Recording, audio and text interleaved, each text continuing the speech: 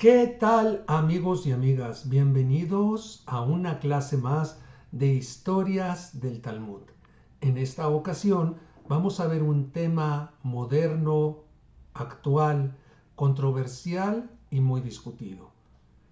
Algunos autores dicen acerca de nuestra protagonista de hoy que era feminista. Creo que es un anacronismo, sin embargo, vale la pena estudiar a este personaje para entender cuál era su forma de ser y de pensar. Así que amigos, bienvenidos a Historias del Talmud. Recuerden que estamos siguiendo el libro de Mujeres del Talmud del rabino Uriel Romano. Comenzamos. Yalta. Yalta es un personaje multicitado en el Talmud, es una mujer multicitada que aparece en varios de los tratados del Talmud con varias connotaciones. Yalta es un ejemplo de una mujer que realmente estaba a la altura de las circunstancias y que supo descubrir su propia estatura. A ese respecto, el rabino Uriel Romano nos hizo el favor de citar a Emily Dickinson diciendo: ignoramos nuestra verdadera estatura hasta que nos ponemos de pie. Hasta que no enfrentamos los retos que nos pone la vida, entonces no sabemos realmente de los que somos capaces. Por ahora vamos a iniciar a platicar acerca de Yalta. Yalta, algunos la nombran la feminista, es mencionada durante 7 ocasiones distintas a lo largo de la gran obra que es el Talmud. Yalta, como veremos, buscaba ser una mujer independiente y autónoma, pero nunca dejó de ser la esposa de Rav Nachman. Aunque a diferencia de otras mujeres talmúdicas, nunca es llamada esposa de, sino más bien siempre es protagonista de su propia historia. Su esposo, Rav Nachman, tampoco era cualquiera. Era un hombre con amplios recursos económicos, así como intelectuales y académicos. Rav Nachman Bar Yaakov era el Rosh Yeshiva nada más y nada menos que la Yeshiva de Neardea, una yeshiva, más bien una ciudad que se encontraba a las orillas de uno de los grandes ríos de Babilonia y que realmente era el centro hegemónico de los estudios de judaísmo, del judaísmo rabínico, una vez que haya pasado la decadencia del centro hegemónico en la tierra de Israel a causa del advenimiento de Bizancio. Así que platiquemos un poquito más acerca de Yalta. Yalta tampoco por sí misma era cualquier mujer. Al parecer, ella misma era una mujer de alto nivel social, es decir, tenía alcurnia. Seguramente pertenecía a una familia importante. Rashi, en su comentario al Talmud, Tratado de Gitín 67b, recoge una tradición en la cual Yalta era hija del Nasi, el presidente de la asamblea, pero esto está asociado completamente a la tierra de Israel y no necesariamente a Babilonia. El hecho es que sí era una mujer de alcurnia. Y siendo así, le era permitido salir al público en una silla con palos y era cargada por sus siervos durante las festividades. Esto está en el Tratado de Beitzá, página 25b. Es decir, Yalta tenía permitido viajar en palanquín. Había una prohibición de viajar en palanquín, pero ella, al tener esta alcurnia, lo tenía permitido. Sin embargo, ella no lo usaba porque tenía miedo a caerse. Así que su propio marido Rav Nachman le dispensó la utilización del palanquín. Ella podía usarlo o no usarlo. Ella más bien era del tipo que le gustaba caminar sobre sus dos piernas entre las multitudes de la gran ciudad. Ahora, sobre Yalta, muchas académicas feministas, como Rachel Adler, dicen que era una feminista y un modelo de feminismo en los tiempos talmúdicos. Considero que sí, Yalta era una mujer empoderada. Considero que Yalta era una mujer visible, se diría hoy visibilizada. Sin embargo, me parece que utilizar el término feminista para las mujeres en tiempos talmúdicos es un anacronismo y no es exactamente muy fiel a lo que se refiere a las historias de las mujeres del Talmud. Veamos las historias de Yalta. Vamos a estudiar un relato entre Yalta y Ula, uno de los grandes sabios del Talmud. Pero antes vamos a ver otros dos relatos acerca del empoderamiento y de la visibilización de esta mujer. Una vez, según el Tratado de Nidá 20b, Yalta, después de su periodo menstrual y deseosa de reanudar las relaciones sexuales con su marido, le llevó un testigo que era un trapo, una especie de toalla femenina que se usaba para poder visibilizar, para poder ver si la mujer ya estaba totalmente libre de sangrado menstrual y ya podía ir a la tevilá y así reanudar su vida sexual con su marido. Se presentó ante uno de los maestros con su testigo y al verlo el maestro le dijo que todavía no había alcanzado la completa limpieza, por así decirlo, de su menstruación y este sangrado la hacía estar impura para mantener relaciones sexuales. A Yalta esta respuesta no le gustó nada. ¿Y qué hizo? Pues lo que muchos de nosotros hacemos, bueno, más bien lo que muchos de ustedes hacen cuando le hacen una pregunta a un rabino y no les gusta lo que les responde. Pues obvio, van a consultar a otro rabino. ¿Qué es exactamente lo que hizo Yalta? Fue a consultar a otro estudioso. Hay que tener en cuenta que si alguien ya la había declarado impura, como que prácticamente ya no se iba a pedir una segunda opinión, no se debería pedir una segunda opinión. Yalta era distinta. Fue y consultó a otro estudioso y este declaró que ya estaba totalmente limpia, que ya no tenía ninguna pista de menstruación, que podía dirigirse a la tevilá y después finalmente consumar relaciones matrimoniales.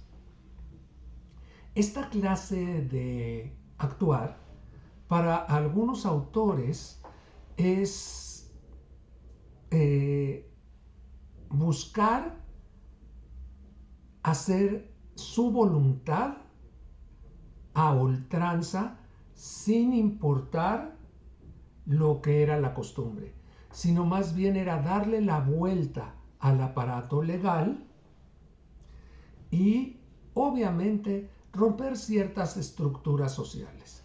Como les decía, algunos autores, entre ellos Rachel Adler, dicen que era una guerrillera legal, fundamentada en las disposiciones de la halajá. Yalta buscaba con sus recursos, con su sabiduría, con su conocimiento, darle la vuelta para lograr un objetivo concreto. Inclusive la propia Rachel Adler se pregunta si realmente lo que quería Yalta era poder tener relaciones sexuales con su marido o simplemente decir que su voluntad y su punto de vista estaba por encima de los eruditos que evaluaban la pureza ritual. Este discurso de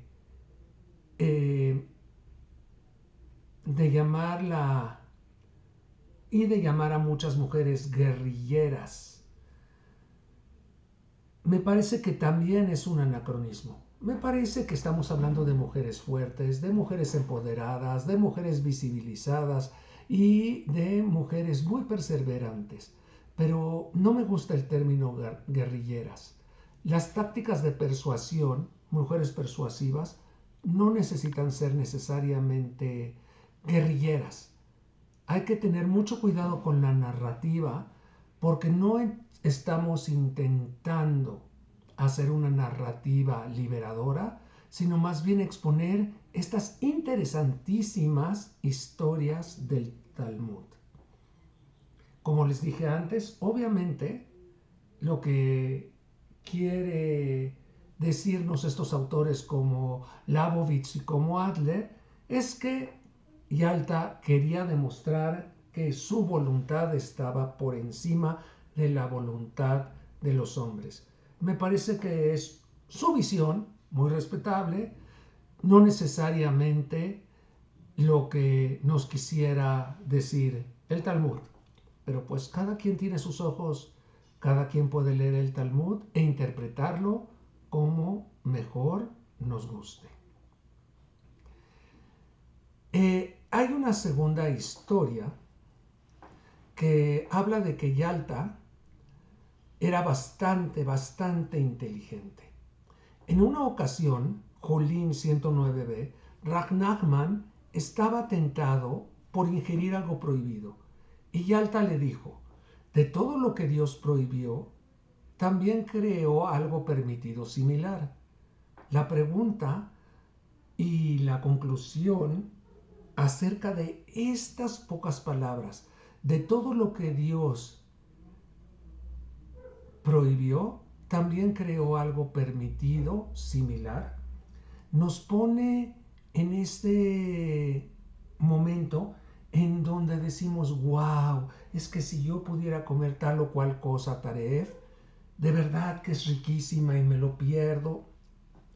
Estoy seguro que siempre tenemos algo kasher, también súper rico, que puede satisfacer nuestro antojo de algo exótico o de algo especial.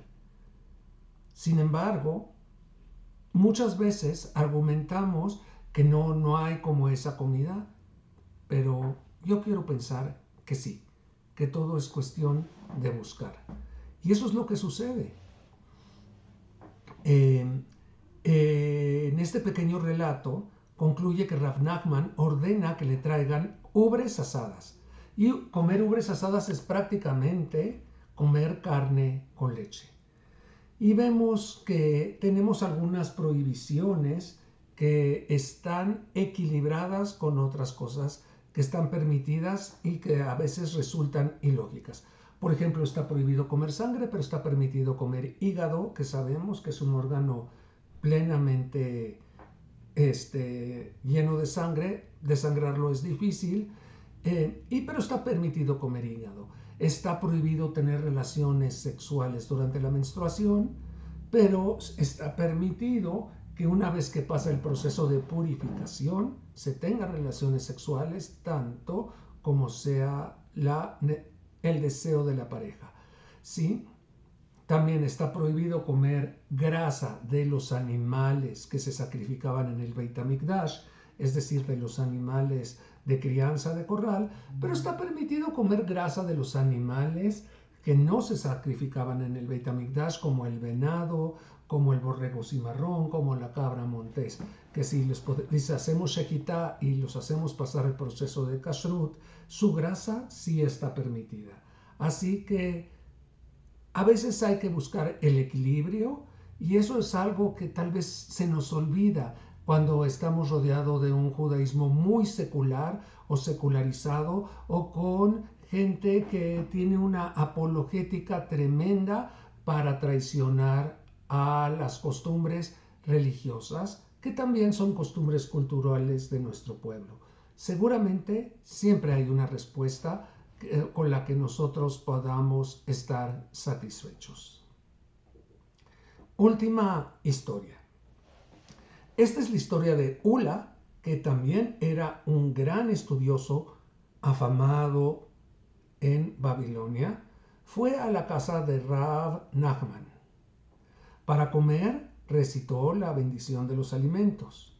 Al final de la oración de después de comer, en donde agradecemos por los alimentos, le entregó la copa para que hagamos una bendición, bendito eres tú, Dios nuestro, Rey del universo, creador del fruto de la vid, que es costumbre que después de decir la bendición por la comida, Birkat Hamazon, hagamos un brindis con vino nuevamente y así agreguemos bendiciones a nuestro día.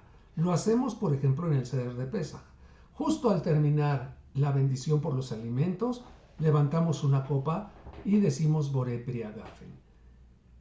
En este caso, Rav Nachman le pide a Ula que esta bendición la haga Yalta. Y Ula respondió citando a Rabí Yohanan: el fruto del vientre de la mujer es bendecido por el fruto del hombre.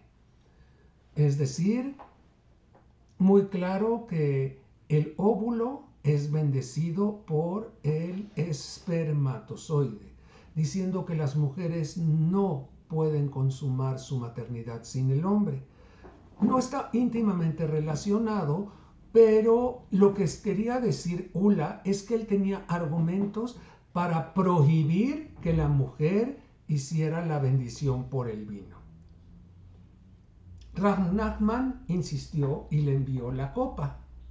Pues, me estoy saltando una parte. Yalta hizo un gran acting.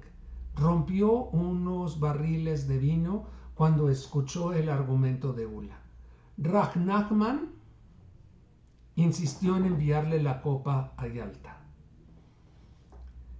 Y Ula insistió en no permitirlo.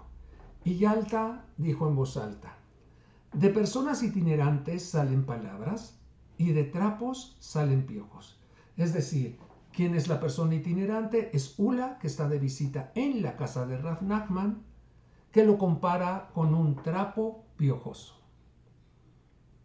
Y esta es una historia que, según Cosman, un excelente autor del que ya hemos hablado, precisamente en la historia al otro lado del río, la historia que estudiamos el año pasado de Rish Lakish y Rabbi Yohanan, dice: esta historia es una crítica directa y una obvia alusión a que los hombres no pueden comprender lo que pasa dentro de la cabeza de una mujer, o no pueden comprender el corazón de las mujeres, especialmente cuando Ula fue desdeñoso con Yalta por el puro hecho de ser mujer.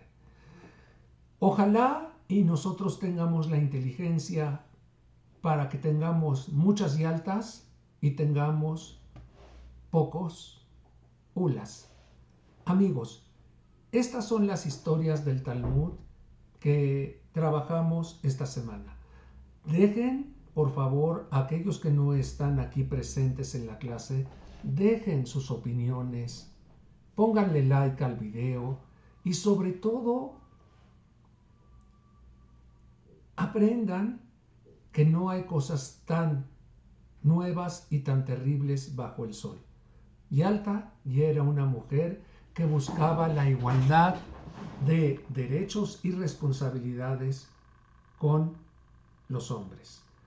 Así que, amigos, espero sus opiniones, espero sus comentarios y les deseo que tengan un excelente día, tarde o noche. Hasta luego, nos vemos la semana que entra en otras historias del Talmud. Que estén muy bien.